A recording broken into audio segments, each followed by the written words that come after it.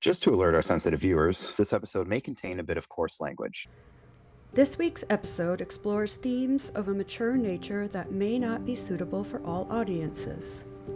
Additionally, we address topics that may be difficult for some to engage with, including sexual coercion and assault and rape culture. If these may be triggering for you, please approach this content with care and with a community of support, or skip this one and be sure to join us for later episodes. We recognize the importance of discussing some of these themes, but also want you to remain safe, secure, and regulated whenever and wherever possible. Please reach out if you have questions or concerns, and thank you for being a part of the Disability Tangent community.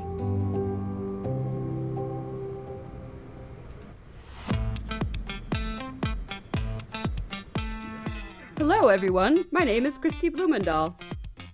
And my name is Rocco, and we are the Disability Tangent Podcast. Each episode, we talk about current issues affecting communities while supporting people with disabilities.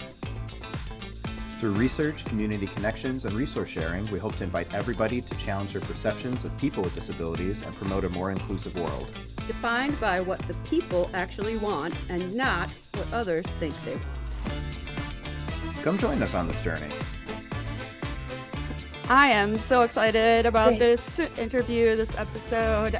This is going to be great. I just would like to welcome you, first of all. And I just wondered if you would maybe begin by telling us a little bit about you.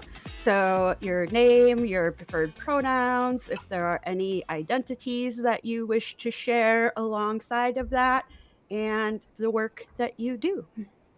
My name's Suzannah Weiss. My pronouns are she or they, and I'm a feminist writer and sexologist. I'm an AASECT certified sex educator. I teach courses on many topics, including sexuality and autism, childbirth and pleasure, psychedelics for sexual empowerment, orgasms for vulva owners. I just published my first book, Subjectified, Becoming a Sexual Subject, which is about the objectification of women and how we can empower women and other marginalized people through the way we speak. And my writing's been in the New York Times, the Washington Post, and many other places. I have a master's degree in sexual health. I'm also a sexual assault counselor and birth doula. You are I think everything, all around. It is amazing. So, yes. Tiny bit of background, but so Suzzanah and I met at the AASECT conference, and AASECT is the American Association for Sexual Educators, Counselors, and Therapists. And so we met at their annual professional conference this June, where we were both presenting on topics that were in the intersection of disability and sexuality. And it was really fun. I loved talk. It was amazing. Your workshop was so great. And that is one of the reasons that I definitely wanted to have you on the podcast. And I'm so glad that you agreed because yeah, it was fantastic. And I am so excited for everybody to be exposed to your work and to just have a greater understanding of what it is you do, because I think you're phenomenal. I'm fangirling. Well, thank you. One of the things that I just wanted to bring up, because that was the topic of your workshop, is how has neurodiversity become an area of interest and importance for you in the work that you do with sex and sexuality? Well, I was diagnosed with autism about 2 years ago at age 31, and I had known I was somewhere on the spectrum before that, but I think I had an inferiority complex because even if I didn't label it as such, I felt like I was uncool or like I was unkind or like I was just somehow not a member of the family of humanity. And I think so part of my work with sexuality and relationships and autism is helping people who might feel that way to embrace their neurodiversity and not see themselves as inferior, and to, I think, offer resources for people who are autistic with sex, because there isn't a lot of that. There's a lot of desexualization of autistic people, or the idea that autistic people are too uncool or undesirable to even have partners, and not a lot about how autism could be a positive thing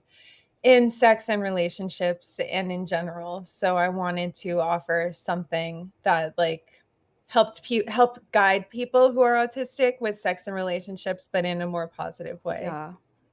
I love that. I love it a lot, because I do feel like those are a lot of the representations that we get, right? As in the media, etc., and just in life, I think, is this idea of the sort of asexual, awkward, can't communicate autistic experience. And I really appreciate that you're trying to change that narrative and bring understanding to the fact that there is an option for sex and sexuality to be an important part of the experience for everyone.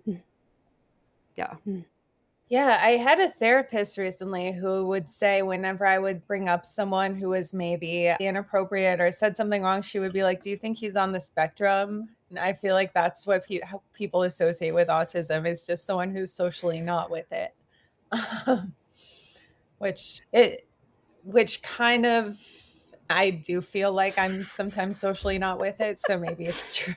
But maybe there are people that are socially not with it who are Um, not autistic as well. So it's not that's maybe not the identifier of whether we are autistic or not autistic. There's definitely other aspects. Yeah. It's defined by deficit, which is how a lot of people in the disability community are defined, by what they can't do or what they struggle to do, or really any marginalized person. I feel like women are defined that way too often. Just like by what we're lacking.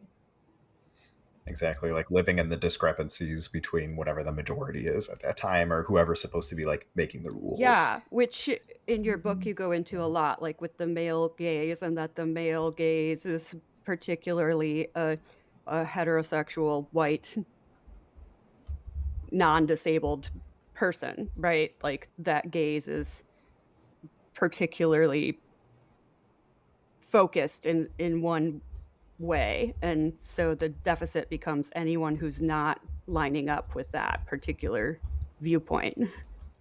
You've read the book? To be honest, I started the book yesterday and I've read half of the book. Like, cannot put it down, Suzzanah. It is so good. I am so impressed with the book. I absolutely love it. I find it genius the way that you've used sentence structure to talk about power dynamics and how that relates to sex and sexuality. I am really loving that as like a sort of fellow writing nerd who I really get the sentence structure piece, and that makes a lot of sense to me. And so it's been really great reading it. I am really immersed in it, and I'm finding it so helpful. And I love the honesty and authenticity of your voice, and like the way that you express your own story, like many stories, first of all, and then also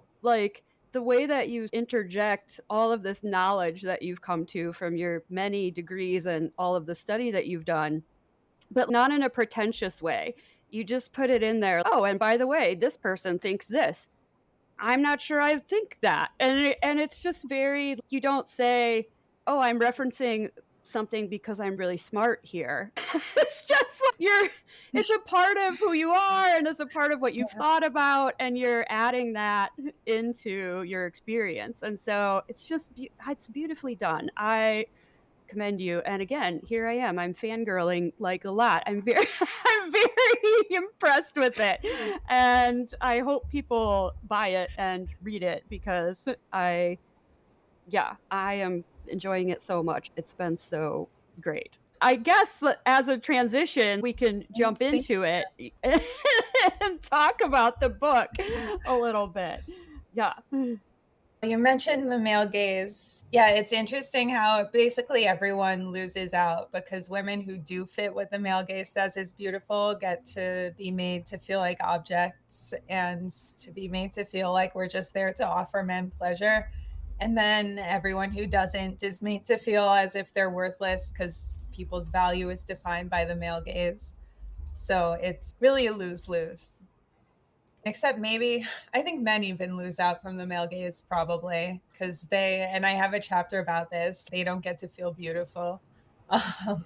And they also get told a very narrow idea of what they must find beautiful. Yeah. So there's very much like this there's what's the word I'm looking for? Scripted way of how we need to look at desire and what we're supposed to desire and how we're supposed to desire it. And all of these things seem very scripted. And if we fall outside of that normative structure, then somehow we're, like you said, lacking and deficient. And you bring up a couple of times how disability is in that space, race is in that space. And so on the podcast, we talk a lot about those intersections and how that comes into play. So I can really appreciate how you've brought that up, that it's about sex and sexuality, but it's also about all of these other kinds of deficits that kind of get rolled into that. And as you're talking about those like topics with other people and you're sharing this and disseminating this, how's it been received in general? And how do you navigate some of those conversations? Because I know Christy and I have talked a lot about various topics like this with other folks, and it's met with a broad range of, oh man, that's so cool, we should be doing this, to that seems inappropriate, we shouldn't be talking about this. So for you, as you're disseminating the information in your book, what kinds of reactions have you run into? Not that many. It's interesting because when you write something for the internet, like you get a lot of trolls. So far, like people aren't really buying books just to troll you. So like mostly positive feedback. That's excellent. In general, it's interesting. I noticed when I first started writing in 2015, I got so many anti-feminist trolls, so many death threats, rape threats, the typical thing. And then like over maybe 5 years, I got less and less. And I don't know if that's something changing in the political climate or if that's something changing in algorithms or just people are less likely. I don't know what it is, but maybe there's something of a shift in it being more okay to talk about sex or to identify as a feminist. I was recently on this show called The Fallen State, which is he's like a professional troll, Jesse Lee Peterson. He's this right-wing guy who has people on who are more left-wing and just likes to try to troll them and ask them, like, the first question he asked me was, so are you addicted to sex? And even then people watched that and got in touch with me and were like, you handled that really well. You were really graceful. So I don't know if like people on the internet are becoming nicer or if I'm just giving out the right energy. There are still trolls, but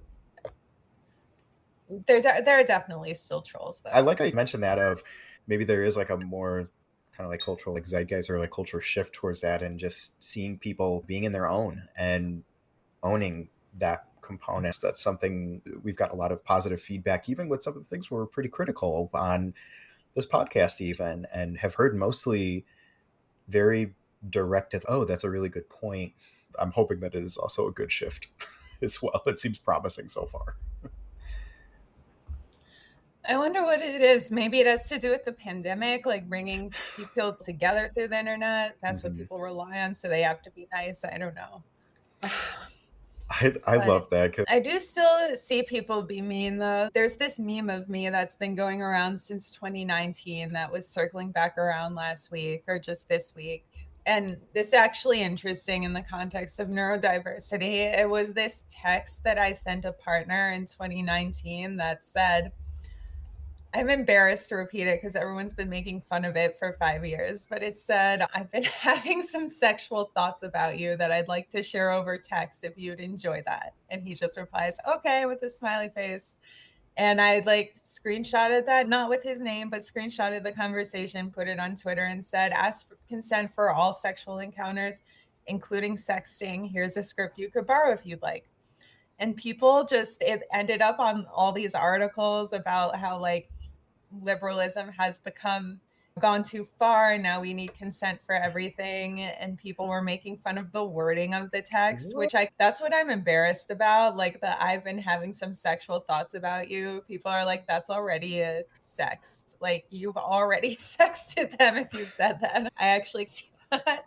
But the people who were defending me were like, we're talking about neurodiversity. Like sometimes people A, can't phrase things in the most suave way, and B, like may need a script. And this is, and I didn't even know I was autistic at that time, but I look back on that and was like, oh, was that kind of an autistic thing to do?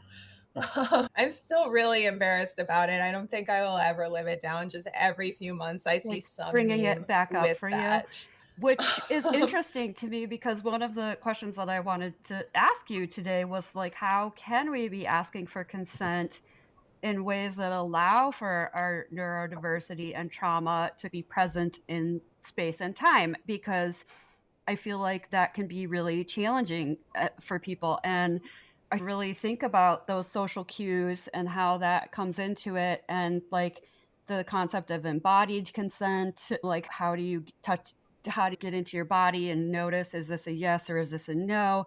And like being a person who's been through a lot of traumatic stuff and being a person who is neurodiverse or neurospicy, I sometimes like to say, but being a person with these different things, I don't always react in the ways that I wish I would. And I so I have a lot of respect for you saying, oh, is it okay if I talk to you in this sexualized manner? That feels good to me. I feel, oh, I would love it if someone asked me, can I talk to you in a sexualized manner? Is that okay? Because sometimes I feel like I need that level of communication. Yeah, how do we make it safe for everybody? Is it by saying all people should probably have this level of communication between them? Like maybe that's an okay way for all of us to be. Like, what are your thoughts on how we act in a way that allows everybody to enjoy this space together? I guess the first step would be to stop making fun of Yes. people who do it. Stop circulating this meme Like- about Suzzanah, everyone. Just- Okay, don't do it. Block it. Stop it. Respond like that's, you're being an asshole. Everybody, don't do it. Let's make it stop. I would have, if someone had just said you're already sexting them, I would have taken that feedback. But yeah, I think we should normalize like asking when you don't know, and normalize just that someone doesn't always have to have the most suave or graceful line. Speaking in a way that respects people's boundaries is always good, but I think if it were more normal to just say, you want to kiss, or would you like to cuddle, or even what are your sexting preferences, that might be a better way to say it. Making those things okay, and not like having this idea that hurts neurotypical people too, that you should be able to read your partner's mind, which, and I've heard some men say that, and it's confusing. They're like, I've had women get mad at me because I asked. And then that's perpetuating the cycle. People want you to just go for it. But if you just go for it, how do you know that they want it? So I think awkwardness is better than boundary violation. And for someone who is neurodiverse or has trauma, sometimes you like need to say in the beginning, I'm a trauma survivor, or I sometimes have trouble listening to my body. So could we go slowly, or could you check in with me periodically? Or could I actually take the lead at least the first few times we have sex to make sure that everything's coming from me?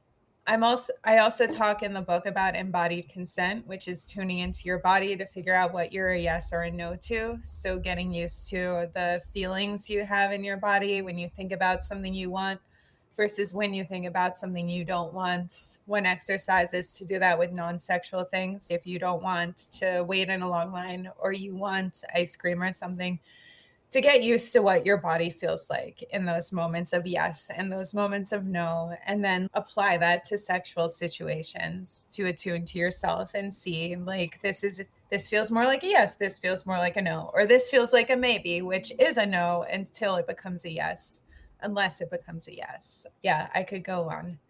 But if it's not a hell yes, it's a no, is another thing I learned that's been helpful. Because sometimes in the moment, if there's a lot of stimuli around you, especially if you're neurodiverse, it's a little bit hard to like factor in everything that's happening and make a decision. So if you can't make a decision or you need more time to make a decision, then you can just say no. If you change your mind, you can change a no to a yes pretty easily within yourself, not within someone else, but it's harder to say yes and then go back. Yeah. You can always slow down. You can always take a break. You can always be like, no. And then, right, later on or the next day or the next time, you can approach that. But you can't force yourself into something and then feel okay with it. If you force yourself into something that was a no, that's not going to be healthy and the most productive thing for you. So yeah, I can appreciate that. Don't push yourself into something. Pause. Yeah. And I imagine if the context changes too. So, like in the moment before at the start, where you're like, yes, this is great. And then you're there and it's not what you thought, or maybe your own reaction surprised you in those situations. I can imagine, having been in some of those situations myself in previous relationships, it can be difficult to shift around that and saying, well, the ball's already rolling. where do I go with this? And then it becomes less about that moment and more about like how we keep like perceiving that moment over and over. And that can be really stressful. A good line for that is just like, could we pause? Hold on a second. And then you could also just say, I'm feeling uncomfortable.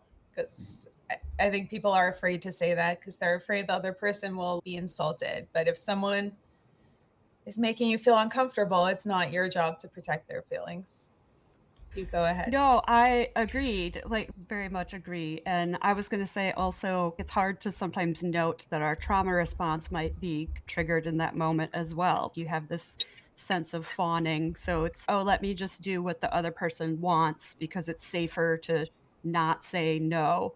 And so that people who've been in previous situations in childhood or whatever where just going along to get along was the safe thing to do, like that can sometimes come up in those moments. And so being able to say I'm uncomfortable is a good maybe segue when you aren't quite ready to say no. So yeah, learning to say I'm uncomfortable is maybe a good middle space, right? When saying no seems hard or seems scary. Even I'm uncomfortable might feel scary. You can even just say something feels off, or could we slow down? Could we pause? Or I feel like I've had enough. If someone doesn't listen to that, they are a predator.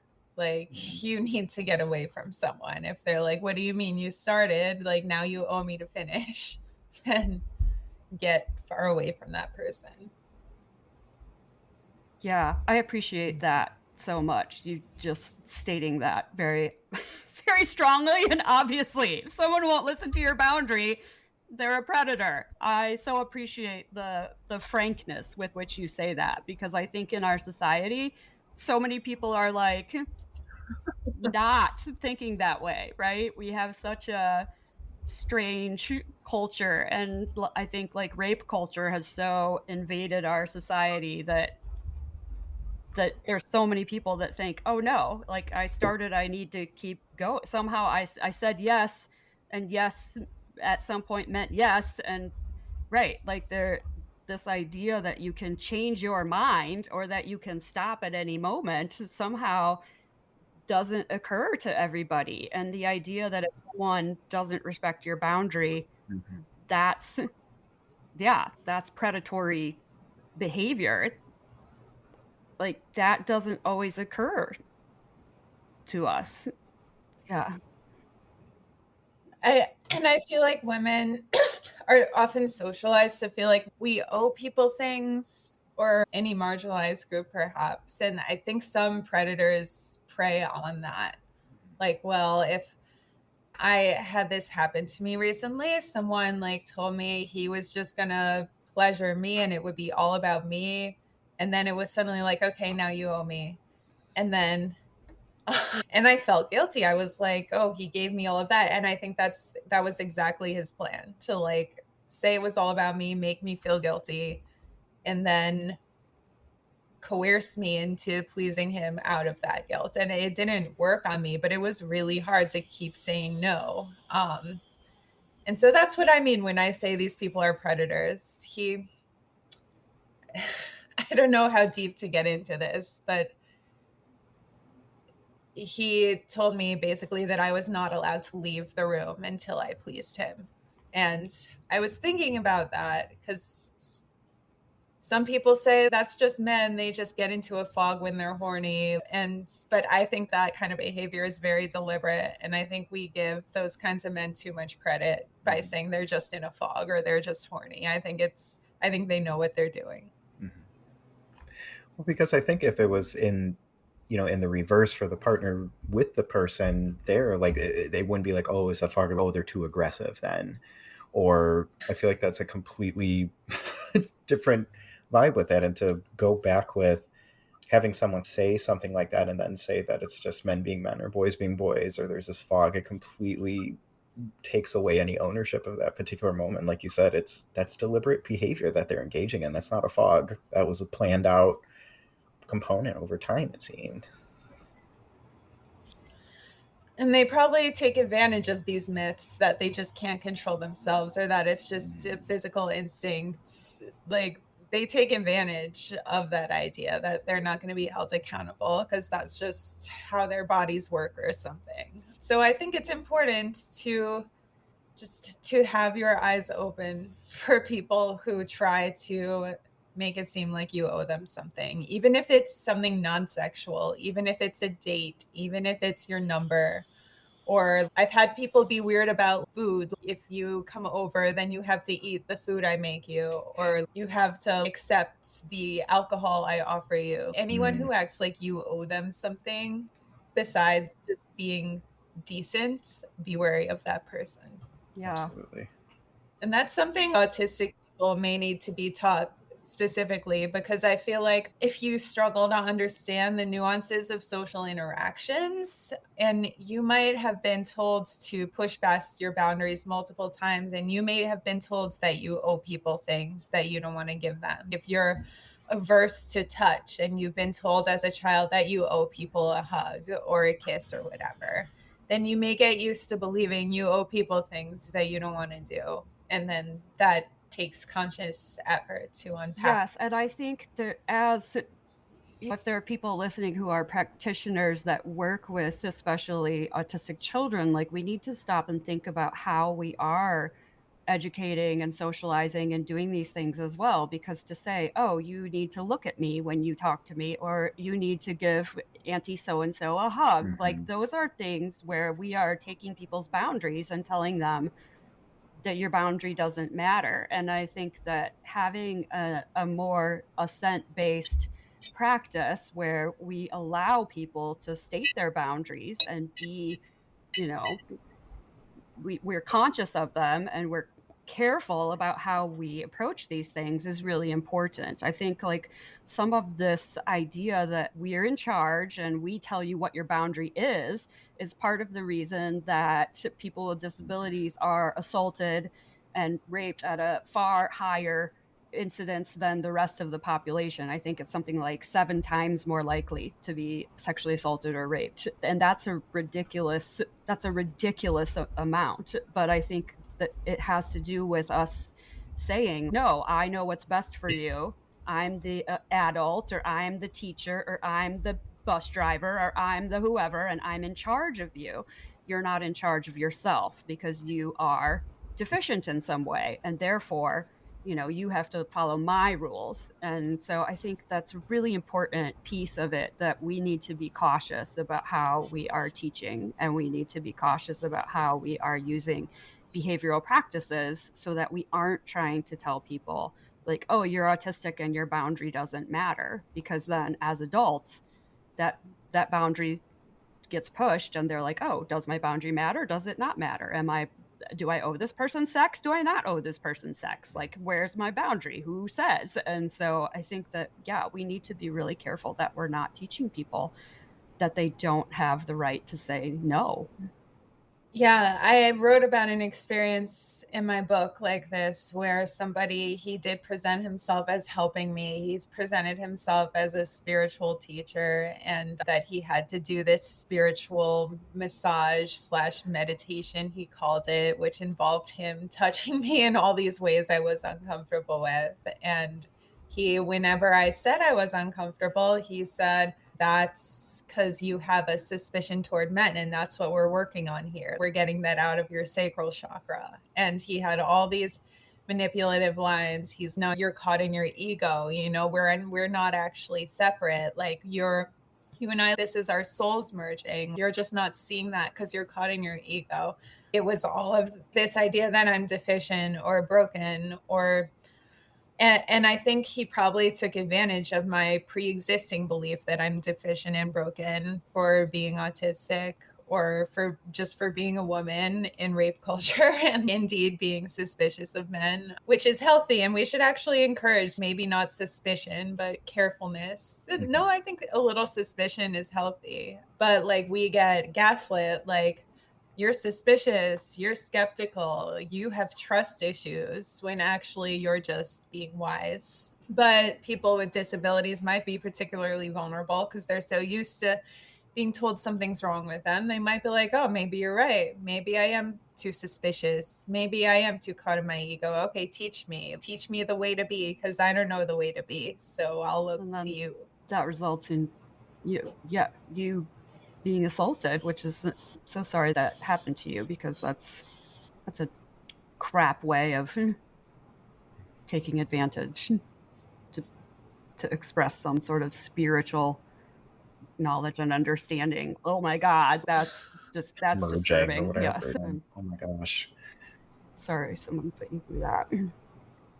It's so maddening when when you actually like I'm a sex educator. I know all about these things, and this random person's trying to assert himself, no, your sacral chakra is broken. But it made me better and better at catching people like that, charlatans who they don't actually have that much spiritual wisdom, and that's why they need to assert all of this superiority. I don't know what it is, some kind of egotistical complex. But I feel like once I actually was able to write about that situation, that felt really good, because I got the final word. He doesn't get to publish his account of that in a book. I do, and I get to teach people with it, and I get to probably be believed by most people who will read it. He doesn't get that. Yeah, absolutely. And I appreciate that wisdom from you. I feel, again, like you use your stories in such a powerful way, and I appreciate that. That's Rocco and I starting this podcast. That was really a goal, to have these conversations and these stories and like people's experience be out here for people to just have access to. And I so appreciate the way that you have written your book to express your stories as well, and to allow those to teach the rest of us, to be like, hey, here's what to watch out for. Here's how this power dynamic is playing out. Here's how it played out in my life. And hopefully that will help so many other people. Yeah, I'm really grateful to you for that. Thank you. Thank you. Yeah, I found like the worst part of experiencing any kind of sexual violation is just feeling alone and unheard. And the perpetrator's story is put over yours, especially if they gaslit you and told you that story themselves. And I find just anytime anything has happened to me without consent, I always will tell someone. I got someone kicked out of a sex party once. I like recently ruined a erotic massage parlor's reputation by posting negative reviews and talking about them on a podcast. Like, I feel like for me, what's traumatizing about those things most is like having to stay silent, and it's in reporting the person or just speaking out about it in whatever way. that like I'd start to feel powerful again. And I feel like it's behind me. Absolutely. And that kind of pushes against what you were saying previously about the male gaze, or that kind of like context of almost like servitude or owning needing to do something because of X. And that's always the expectation on there. And I really appreciate the push against that, as uncomfortable as that can be in general. But that also provides, as you talked about before, an example, repertoire script in a way of, this can happen. You can do this. It might not feel good in right away in that moment, but we have to keep bucking against these things. Otherwise, the previous model is just going to keep going. Yeah, just pushing back against the normative or the narrative that is currently happening. Yeah, and saying, like, no, that's not good enough. That's not right. That's not fair. I'm not going to do that. Yeah. One of my friends and I, we've been like supporting each other and standing up to people, not just in those instances, but in any instance, just when people make an insensitive comment or like being mistreated at work or not being paid or something. Like, it's just, we need to learn to have our own standards for how we're treated, independently of society's standards for how we should be treated. Because society has all kinds of messed up ideas about how women should be treated, how people with disabilities should be treated, how LGBTQ people should be treated, people of color, etc. And so you have to just, the way my friend put it was like, you have to like just put that expression, put your stake in and just leave it there. Just decide, I'm right. I don't care what you say. That sounds stubborn, but sometimes you have to. No, I'm not going to bend to your moral code, which is all kinds of messed up. I know what's right and wrong. Yeah.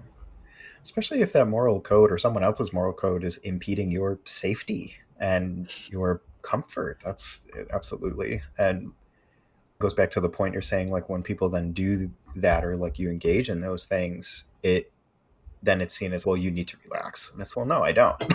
My stake is here. This is not something I need to move on. Yeah, that one I've gotten a lot. You need to relax. You need to trust me. Don't you trust me? You think too much. Like that, those are things people say to gaslight you. If someone says you think too much, often it's because they benefit from you not thinking. Like, don't let someone tell you that you are wrong to not trust someone right away.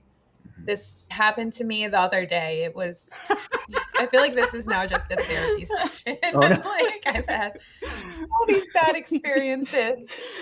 There was this guy, he like invited me over to his place. It was a third date. So I like had my guard up a little. Like, I trusted him enough, but I guess he kept trying to push me to drink wine or have edibles, and I kept saying no, and it became so uncomfortable. And he's like, you're not going to find a relationship at this rate. You need to learn how to relax in front of someone. And I like almost bought it. I'm like, gosh, am I not open to love? But then I'm like, that's so reasonable to like not feel at ease getting drunk at someone's place on a third date. Like, why shame? It's okay to not trust. I feel like there's this idea, if you don't trust someone, there's something wrong with you. No, let them show you that they're trustworthy, and then you can trust them.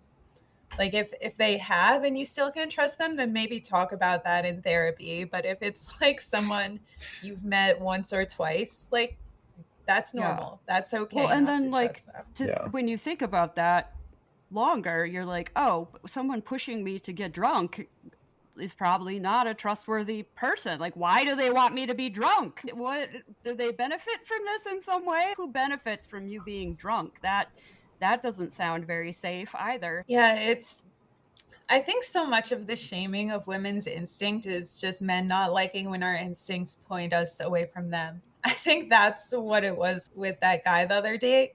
I think the whole entire thing was just him like realizing that something in me was saying don't trust him, and he didn't like that, not because it was wrong, because it was right. Because he showed me it was right, because then he spent half an hour just berating me about how I'm never going to find love and I must only like men who are 6'3" or above or make six figures, and now I'm gonna die alone. And he just kept, and I'm like, oh, now I see why I didn't trust you.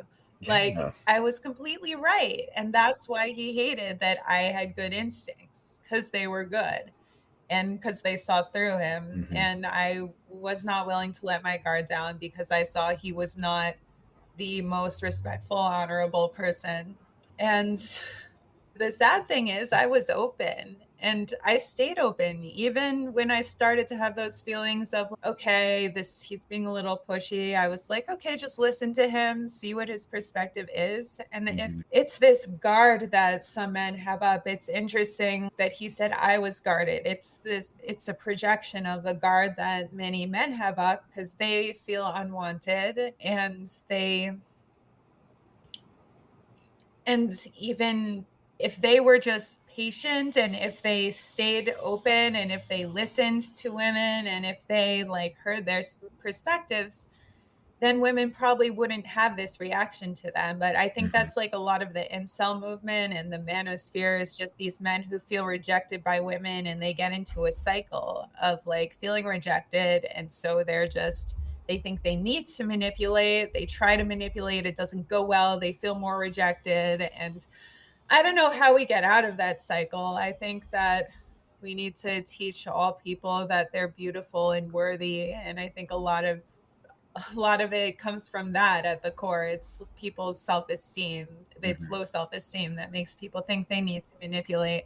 Then they don't get what they want and their self-esteem becomes even lower. And if we could just like teach people you don't need to manipulate, and in fact not doing so is probably the best strategy, then I think like men would be less resentful because women would respond well to them. And then they would hopefully be less bitter. I don't know how to solve it, but It feels like a pretty dang good start, though. It really does. And I feel like for myself, I feel like over the last few years, I've had this, well, especially the last year, I've had this journey also where like I've come to understand that I am not maybe quote unquote normal. And I have these things that are a bit quirky, and I've come to be like, oh, but maybe I should embrace that. Like maybe my neurodiversity is not something that should have been shamed and treated in a particular way when I was younger, and maybe that was not beneficial. Maybe I need to embrace that and be more authentic, right? About who I am and what I feel and how I am. And so that's been a thing that I've tried to do. I don't think I'm completely there yet, but I feel like that's where I'm at, is just be myself in all of my weirdness. And I'm finding that over the last year or two, just being more attuned to that my community has grown in some, maybe not like huge numbers, but in the number of people that I have that I can rely on, people that I feel like I can speak to openly, people that have the same kind of goals and values as me. And I feel like I'm finding my stride in a lot of ways, and that I feel more cared for and connected than I probably did in times past. And I think that a lot of that is maybe even not that I've been so loving and accepting of my quirks, but that I've just been like, okay, well, I'm not going to silence them anymore. And I'm not going to try and mask them. And I'm not going to try and hide them. And I'm not going to be as like harsh with myself about them. And so I feel like there's something to that as well. If we can just be ourselves in space and to time, that the people who love us for ourselves can show up.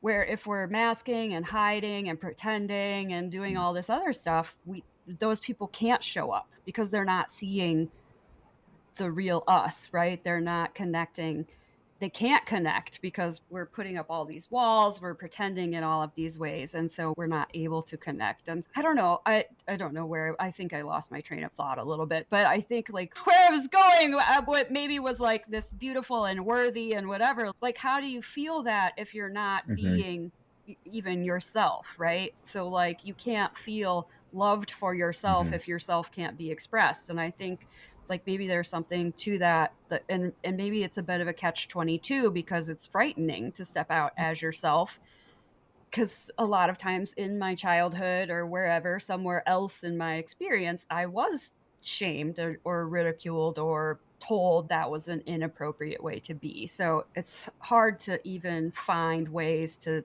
step out in my authenticity. Yeah, I don't know.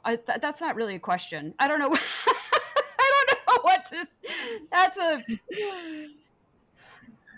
Oh, I have a response to that. Well, I cover this in the 4-hour version of my autism and sexuality talk. I don't think I mentioned it in the like presentation I just gave, but that some relationship rules or relationship scripts or relationship advice like may not work for autistic people or neurodiverse people. Some of the biggest cliches, well, like playing it cool, which I don't think really works for anyone, but the idea that you have to like pretend that you don't like someone that much. Or one thing that I've thought about is this idea that it's unhealthy to be obsessed with someone. I think some autistic people are prone to being obsessed. I don't think I've ever been in love with someone and not been obsessed, and I feel like maybe that's okay. Like it's shaming neurodiversity to be like you're too obsessed. Just if it makes you happy, be obsessed with what you're obsessed with. That's one example. Or like rules like needing to sleep in the same bed with someone may not work for some neurodiverse people. So I think it can be very liberating to break the rules and say, maybe I'll create my own. Don't chase men. That's another thing that is just, it just doesn't work for me. Like, I mean, not to a stalkerish extent, but if I like someone, I'm going to let them know. I don't feel like putting on the whole pretense of, oh, I'm just too busy to text you. Like, no, if I want to talk to you, I'm going to let you know. I don't know how to mask that much. And I think it can be really liberating to do the things society says is like bad relationship advice.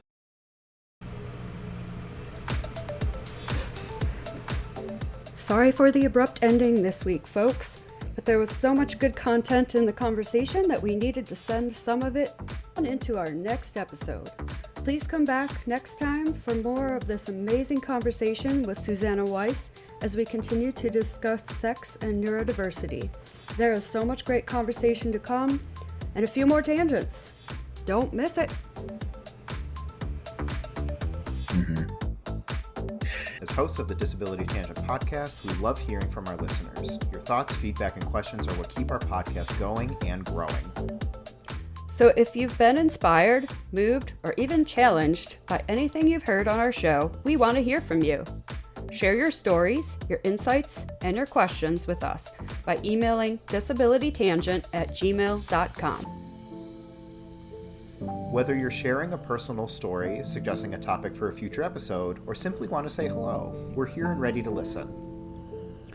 So don't be shy.